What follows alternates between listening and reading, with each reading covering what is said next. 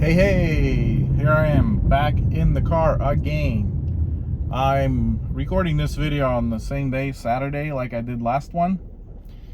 While I'm driving around, I have had a thought, and I thought, hey, I'm gonna make another video. So, this is for vlog number 36.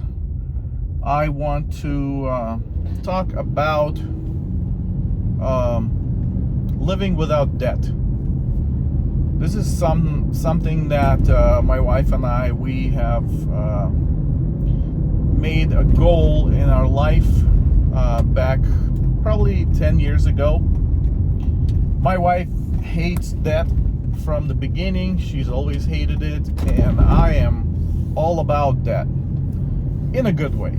You know, I see debt as a tool for specific reasons, and I'm sure many people see that as a tool. The problem is when that tool becomes an addiction or it's misused, which happens a lot. I recently saw a poll. The question was, or the I guess question was, every month I feel like I'm not gonna have enough money to pay for all the expenses. And so you can choose always, sometimes, very rarely, or never. And unfortunately, I think it was like 45% of the people responded was always. And it's got to be stressful to just live that way, in constant stress that you're not going to have enough money to pay the bills. And I think a lot of people's expenses come from having too much debt, living beyond your means. Everybody wants toys, a jet ski, a boat. Sometimes you just need to not get a boat and just live with a paddle boat or something. Oh, actually, I'm gonna come back around. I need to get some money out of the bank, so I'm just gonna get it in a minute. I'll finish this video. So my thoughts are like this. This is how I see things. Debt is a tool. It should be used very wisely, and only when there's no other way.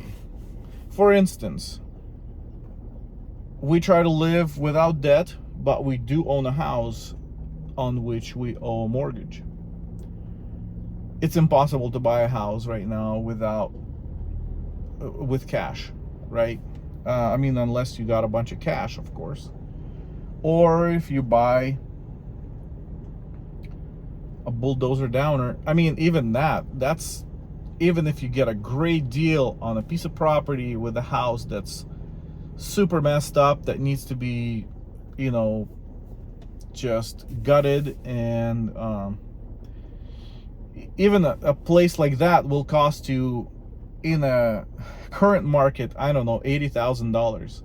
Who has $80,000 in their bank they can just go and shell out for a bulldozer downer? And then once you have it, then what do? You need about, you know, 50 more thousand to make it livable. So really nobody has that kind of money unless you're rich. And then in that situation, then you're probably disqualified from this whole video. But yeah, so things like a mortgage, the way that we do it is we have a Costco credit card that we use for everything. And every month, actually every time I get paid, I pay it off. So we every time I get paid, we pay off the card, so it's zero balance again, and that way it never gets out of hand. A few years ago, we did go on a Florida vacation, and although we saved up a bunch of money for it, we did go over budget a lot, and so we did have to take many months to catch up, to pay it all off. But other than that, we don't have any payments on the car. Obviously, you can see my steering wheel. I just noticed that in the last video that you saw, my steering wheel is all messed up. Yes, this car is a 2004 Honda Pilot. Bought it for cash, and it's over 300,000 miles. It just crossed over last month, and it still drives great. It doesn't leak. The engine is clean, like underneath there's no gunk on it. Everything's working perfectly. Obviously there's things that break here and there, and I just fix them up and we continue using it. It is on our list to save up for a new car. Not a new car, but a new car to us. So that is in the plan. We want to get maybe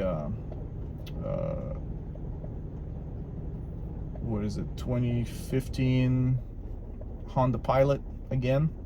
They seem to last a while, so I want to do that. I think we're gonna need about $25,000 to buy that, so that's gonna be a big project, trying to save up for that. We don't own a boat or a camper. Yeah, so basically, if we want something big, we have to save up for it, and I don't like it. You know, I always want to use credit for things, but the better side of me, or the more rational side of me, you know, obviously says that is a bad idea. And because I know that once you get into debt, when you're already in debt and you get into more debt, you don't feel much difference. Like if you already have $50,000 of debt, what's another $5,000, right? You can go and buy a jet ski. I don't know how much jet skis are these days, or I don't know why I keep saying jet ski. It's just something that popped into my head.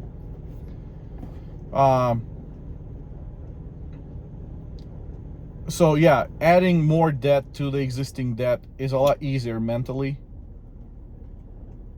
and that's how it gets out of control. But when you have zero debt, consumer debt, getting into a little bit of debt feels really bad. You feel like you are a slave to paying it off. You can't do anything else. You have to pay off this debt, and it feels horrible. So I know that getting into debt is not fun. It's depressing and a very not motivating. And when you see that zero balance, that is a really good feeling. So that is how we live. We try to not have debt. We just bought what is it called? A tankless water heater, and that was a $3,000 project. Thanks to my nephew, who is a plumber. It would have been a $7,000 project if I had to hire a company to do this. So we did save up for this and paid cash for it. It was a long process. One other thing that happened this year is I had to pay a lot of taxes this year. I saved up taxes.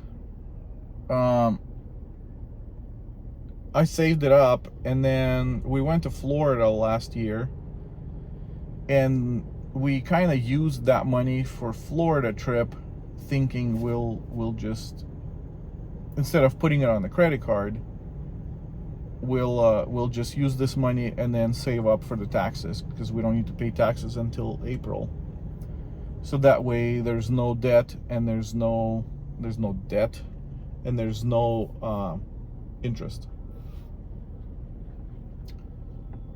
And that's exactly what we did, is trying to save up that money to pay off the taxes was pretty painful. So I don't recommend doing that. And so that set us off a bunch for getting a water heater.